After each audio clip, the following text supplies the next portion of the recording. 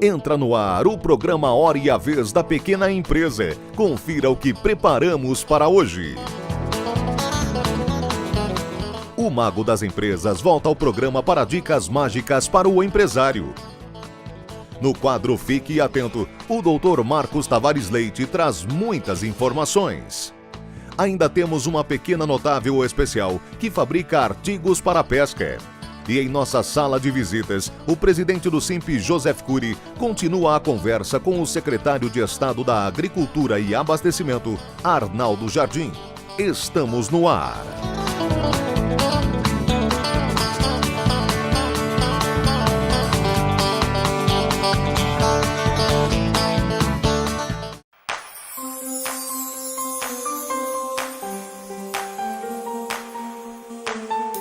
O exercício da profissão de empresário, de ser dono de uma empresa, de ser diretamente responsável pela qualidade de nossas decisões, induz, em certas ocasiões, a um cansaço mental que precisa ser administrado. É preciso praticar algum tipo de esporte ou realizar uma tarefa que nos traga prazer e, assim, desligar-se um pouco da rotina desgastante do dia a dia.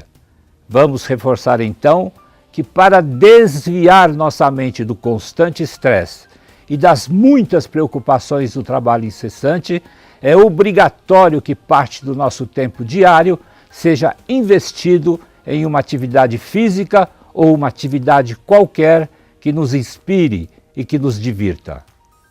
Até semana que vem e não se esqueça, o mago de sua empresa tem que ser você. E o truque é fazer certo.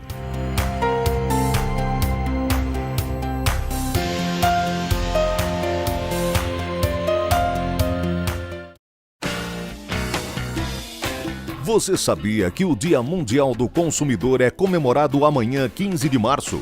Esta data foi criada para proteger e lembrar sempre dos direitos do consumidor. Não apenas entre as pessoas que consomem, mas que também as empresas e lojas lembrem do compromisso em respeitar todas as leis que protegem os seus consumidores.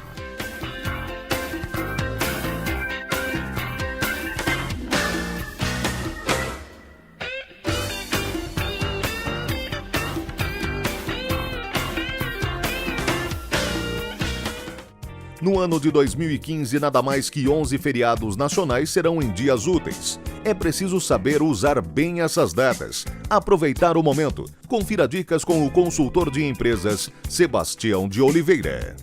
Fazer com que ele conheça mais produtos e mais serviços que a loja pode oferecer a ele. Em outras palavras, é mais ou menos como a gente costuma dizer. Um consumidor ele entra, por exemplo, numa padaria para comprar um pãozinho. A padaria precisa agregar outros produtos que realmente têm uma margem melhor.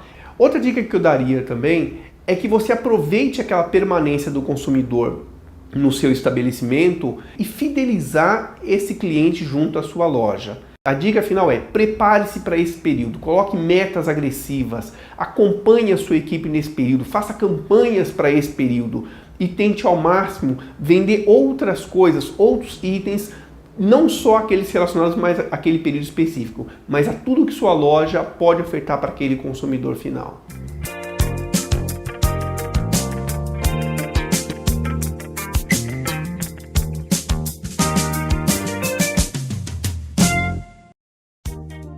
Você sabia que o mercado da pesca esportiva movimentou R$1 bilhão em 2013 e que gera atualmente 200 mil empregos diretos e indiretos? Pois é, daqui a pouco em nossa Pequena Notável, visitamos uma microempresa de São Paulo que fabrica artigos para a pesca. Não perca!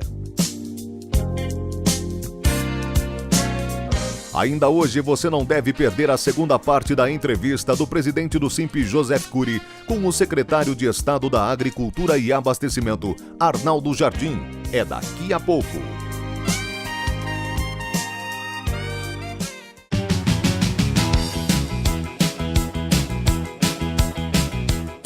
Muito temos falado aqui sobre alterações na Lei Geral da Micro e Pequena Empresa, principalmente após a Lei Complementar 147 de 2014, que trouxe várias alterações em todo o sistema, não só no que diz respeito ao Simples, como a direitos em geral de adesão de tratamento diferenciado à microempresa e empresa de pequeno porte. Uma delas, que nós vamos destacar aqui, é a questão das alterações que foram incluídas na Lei de Falências e de Recuperação de Empresas. A partir, então, desta alteração, em agosto de 2014, as microempresas e empresas de pequeno porte passaram a ter um privilégio no recebimento de crédito das empresas em falência ou em recuperação judicial. Isso significa dizer que esse crédito é privilegiado, elas têm direito de receber os seus créditos antes das empresas de médio e de grande porte. Medida salutar e importante, porque a microempresa e a empresa de pequeno porte é aquela que mais sofre efetivamente no caso de uma inadimplência em relação aos seus credores. Todavia, muita controvérsia e muitas dúvidas ainda sobre a aplicação disso. Valeria, vamos dar aqui alguns exemplos, valeria já esse direito privilegiado para as falências ou os processos de recuperação judicial de empresas em curso, ou ela só valeria a partir da promulgação dessa alteração na Lei de Falências e na Lei Geral da Micro e Pequena Empresa? Outra questão, a empresa que não era considerada micro ou pequena, ela passa a ter enquadramento de empresa de pequeno porte no curso do processo falimentar em que ela já estava no quadro de credores. Ela tem direito agora a esse privilégio ou só valeria no momento, o privilégio só vale para aquelas no momento da elaboração do próprio quadro de credores e do pedido de falência? E a outra situação, a empresa era micro e pequena e no curso do processo falimentar deixa de ser, porque cresceu, expandiu e melhorou. Todas essas questões são ainda objetos de controvérsia e que só vão poder ser solucionadas de duas formas, ou através do Poder Judiciário ou, eventualmente, através de uma norma que venha a regulamentar a questão. Na verdade, o que nós vemos, a grande preocupação na alteração da Lei Geral, não era tão tecnicamente em relação à lei de falência. Se colocou realmente esse privilégio, mas não se pensou em todos esses detalhes, nessas minúcias do processo falimentar, que é um processo complexo.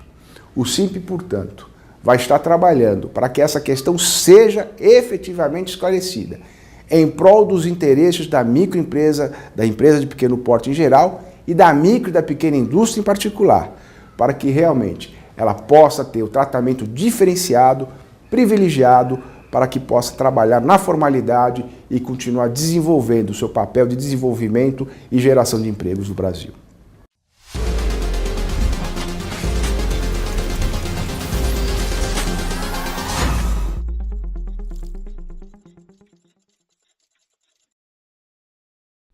Hoje, nossa pequena notável está especial. Visitamos um empresário que se destaca no mercado há 45 anos, produzindo objetos para a pescaria. E o que eu mais gosto de fazer é isso aqui. E vou morrer fazendo o que eu adoro, porque, tá no sangue. Desde criança que eu pesco e diz o ditado, os dias que você pesca, São Pedro não conta. E não deve contar porque eu estou com 82 anos e estou em plena forma. A metalúrgica tem 5 funcionários e o trabalho é minucioso. As pequenas peças ganham forma em prensas e furadeiras. O Brasil está na idade da pedra em relação a outros países. Então é difícil.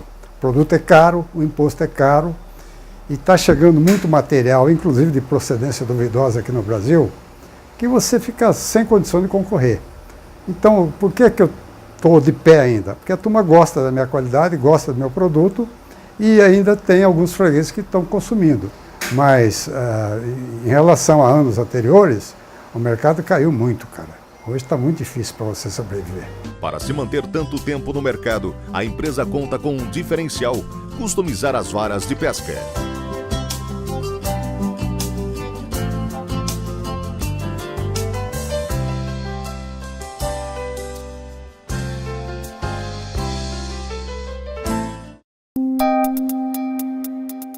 Entrevista da semana.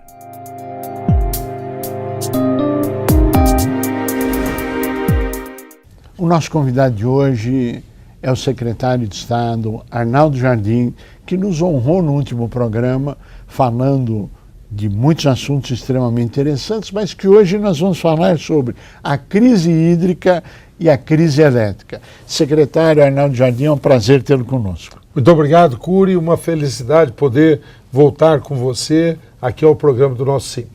Prazer é nosso. Secretário, O tema está colocado, a crise hídrica e a crise elétrica. Como é que o senhor vê isso? Quais são as medidas proativas? O senhor que é um homem de ação, homem de coisa boa, e claro que os outros secretários também o são, homens proativos, preocupados. O senhor recebeu uma pesquisa do tamanho do problema, como os outros secretários receberam, o governador, foi enviado a toda a Assembleia Legislativa, ao Congresso Nacional, aos ministérios, a presidente e ao governador. Então todos receberam. Agora é verdade que há poucos dias. Como é que o senhor vê a crise? Como é que o senhor analisa a evolução? Primeiro te cumprimentar, Curi, por conta dessa pesquisa que você me demonstrou e que eu vou buscar com mais cuidado entendê-la, até para tirar decorrências, né? Eu acho muito importante porque o SINP, além de proteger as empresas, no sentido de buscar preservar os seus direitos, buscar garantir algumas questões tributárias, acaba olhando a conjuntura em que as empresas atuam. E essa pesquisa é uma demonstração disso. Sem dúvida, a crise hídrica está abatendo a todos nós. Não há como negar, depois de um ano, como foi 2014, em que nós tivemos a maior seca do período recente da nossa história, e recente, estou dizendo, dos últimos 86 anos. 2014, que isso não aconteceu só aqui no Brasil, a NASA também divulgou que desde o momento em que registra a temperatura na Terra, nós tivemos 2014, o ano mais quente dos últimos 100 anos, então nós temos uma situação de dificuldade. A agricultura sentiu, claro, como todos os, mas particularmente a indústria que vive muito diretamente da produção e da oferta de água. Então nós tivemos uma queda de renda, de valor ao longo do ano de 2014. E começamos esse ano de 2015 apurados. É verdade. E se o receio havia, quando aconteceu o final de janeiro, Curi, quero te confessar, esse receio se transformou num quase pavor. Não um pavor que nos paralisasse, sim, claro, mas um pavor diante de uma situação, porque o janeiro de 2015 foi pior do que o janeiro de 2014. Agora, no fevereiro, que já se encerrou, nós tivemos uma recuperação importante da precipitação pluviométrica, do nível de chuva. Ainda bem que isso aconteceu e estamos todos torcendo, rezando, solicitando e nos esforçando também, do ponto de vista de medidas, para fazer frente aos desafios que nós teremos. Nós agora, no mês de março, teremos um quadro e, como diz Antônio Carlos Jobim, águas de março. São as águas de março fechando o verão, promessa de vida no meu coração. É verdade. Então nós vamos ter um quadro só definitivo dessa situação quando nós tivermos meados de abril, e aí nós vamos ter o cenário mais definido. Mas a crise hídrica é séria, a crise hídrica está sendo tratada com muita delicadeza e responsabilidade pelo governador Geraldo Alckmin, que buscou fazer, primeiro, um processo de informação. E eu sei que você participou, orientou os associados, buscou fazer com que todos se irmanassem nesse esforço para economizarem água, diminuírem o consumo. Isso foi muito importante. A pesquisa que está com o senhor demonstra que 62% das indústrias micro e pequenas tomaram medidas de racionalização do consumo de água. Ou seja, é a comprovação efetiva da participação da micro e pequena indústria, dos nossos representados, na colaboração e solução do problema estadual, nacional, mundial, mas, claro, conduzido por orientação e também pelo próprio pronunciamento e medidas de incentivo financeiro, etc. Desculpe interrompê-lo, mas vamos adiante. Eu diria, não fosse isso, nós estaríamos diante de uma situação quase impossível de ser enfrentada. E a população respondeu a isso. Respondeu. O governador, tanto quando estabeleceu bônus para aqueles que economizavam, como também sinalizou para sanções para aqueles que, pensando só em si, não tinham um pensamento mais coletivo, eu pago e que depois os outros se resolvam de outra forma, nós tivemos uma resposta do ponto de vista da população. O agricultor também participou desse esforço. Fortemente.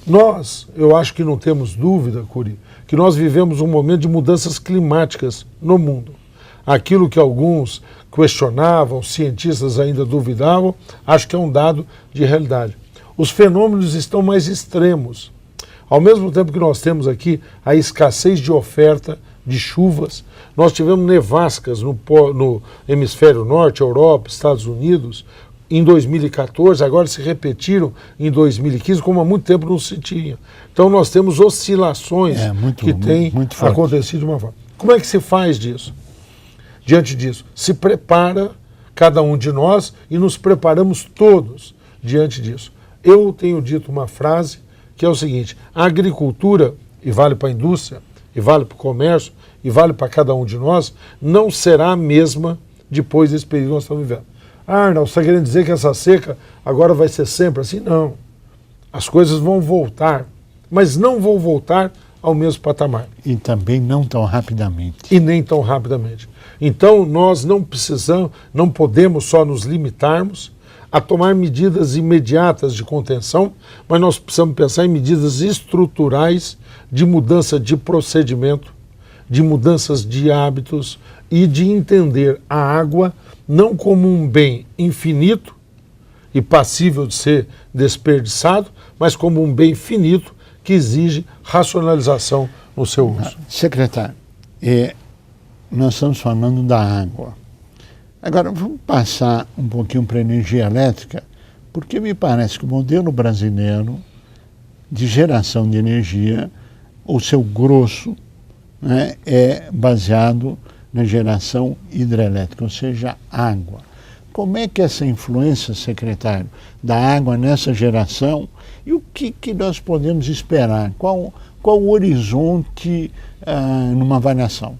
Sabemos que só em 15 de abril é que poderemos ter uma avaliação, mas todo o cenário, nós estamos tendo aumentos de energia aí na casa de 50%, ano passado já subiu quase 50%, esse ano, agora, esse mês de março, com o que sobrou em janeiro, mais a bandeira vermelha, já estamos mais 50%. Bom, além dos preços, na sua avaliação, teremos risco de racionamento? Não temos? É passageiro, a água volta? Qual a avaliação da influência da água na geração de energia? O risco de abastecimento é objetivo e mensurado. A mais renomada consultoria na área de energia é a PSR, dirigida por um consultor muito reconhecido no país como um todo, que é o Mário Veiga. Sim. E ele mensurou, apresentou isso, teve uma polêmica com o operador nacional do sistema, e ele disse que o risco de racionamento, de falta de energia, impondo necessidade de fixar disposições ou cotas, sabe-se lá o mecanismo, mas de limitar a oferta de energia, esteve próximo de 40%. Agora, com as chuvas que ocorreram em fevereiro, esse risco diminuiu, mas há um risco objetivo de racionamento. Várias são as razões, e nós estamos diante de uma situação abençoada. O nosso país, pelo fato de ter a geração hidroelétrica, que é favorável ao meio ambiente e é muito mais barata do que as demais, teve com isso uma vantagem muito grande. E nós não usamos bem essa vantagem. Acabamos cometendo erros de planejamento. O governo, há 3 anos atrás, deu um sinal absolutamente equivocado quando baixou o custo de energia. Isso desorganizou o setor, não conduziu os investimentos necessários e tornou o consumo indiscriminado. A melhor energia é aquela energia que é economizada. Claro. Por isso que se busca, e você já fez campanhas no Simp, eu sei disso, por conta da eficiência energética, isso ficou praticamente ignorado pelo governo. Agora as pessoas diante de uma situação de alta de preço, estão espontaneamente buscando racionalização ou forçosamente buscando esta economia. Mas teria agido muito bem o governo se tivesse planejado, estimulado isso anteriormente. Nós temos, diante desse risco de escassez, é lógico, o governo fala de construir as hidrelétricas na Amazônia. Eu quero até fixar minha posição, eu sou favorável. Claro. Mas você trazer hidroenergia de lá, são hidrelétricas que não têm grandes reservatórios, são a fio d'água, portanto muito mais suscetíveis às variações de níveis. Segundo, você traz essa energia de 4.000 quilômetros de distância. As linhas de transmissão têm perdas técnicas, têm risco de interrupções, de rupturas, causando, portanto, uma necessidade de você ter um sistema de backup, de salvaguarda muito grande, que custa isso. Energia eólica. Nós somos a favor da energia eólica, eu acho muito importante, mas os parques eólicos mais promissores que nós temos no país são no Rio Grande do Norte, lá naquela curvinha do Brasil, lá em cima, que é onde realmente você tem uma fluência de ventos muito mais aproximados. E no sul, sim, onde você tem, por conta do polo, também uma região que tem uma região de ventos frequentes e intensos, tá certo? Mas isso é muito distante, particularmente do norte, do centro de consumo. O que nós temos aqui em São Paulo? O que pediu o governador que a gente investisse ainda mais, e nós estamos acelerando aquilo que se tinha. Nós temos a possibilidade de gerar energia a partir da biomassa.